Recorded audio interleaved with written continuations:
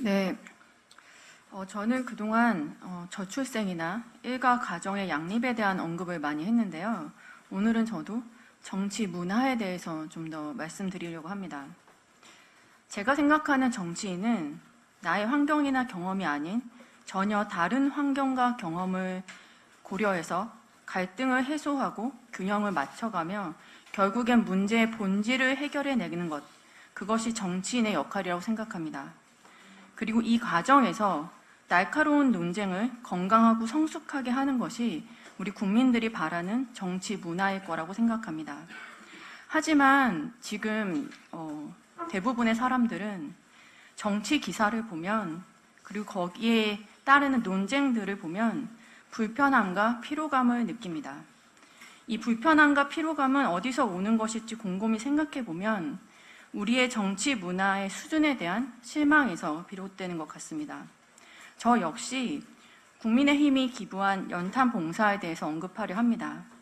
국민의힘은 얼마 전에 연탄 7만 1천 장을 기부했죠. 저는 그 행사를 통해서, 그 봉사를 통해서 실상을 알아보게 됐습니다. 과연 우리 주변에 연탄으로 난방을 지내는 세대가 얼마나 되는지. 약 15만 가구 이상이 연탄으로 겨울을 나고 있고 10만 가구가 겨울철 연탄비를 걱정하면서 추운 겨울을 지내고 있습니다.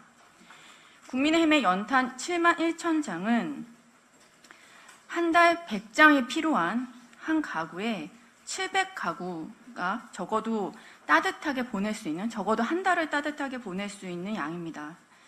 이렇게 아직 연탄을 필요로 하는 이웃이 많음에도 불구하고 나와 우리 주변의 주거 환경이 아파트라는 인식에 연탄 기부는 점차 줄어들고 있다고 합니다.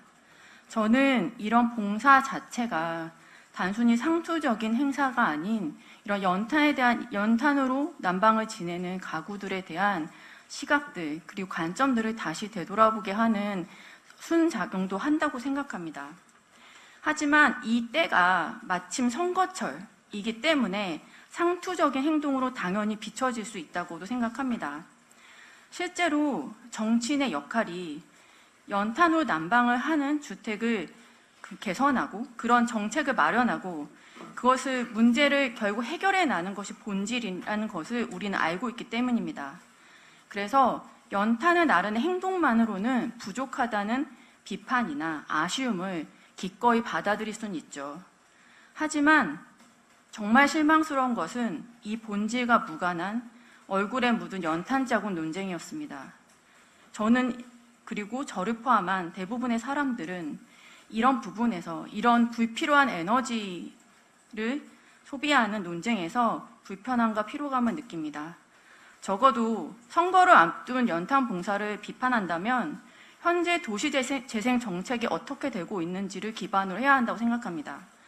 신도시를 중심으로 한 현재 노후계획 도시특별법이 빠르게 진행된 것과 비교되게 이런 노후된 주택들은 그 노후가 심각함에도 수익성에 따라서 개발이 진행되지 않고 법령이 마련되지 않고 있는 이런 현실들, 이런 것들을 비판해야지 적어도 아이들 싸움 같은 이런 피로감은 느끼지 않을 것 같습니다.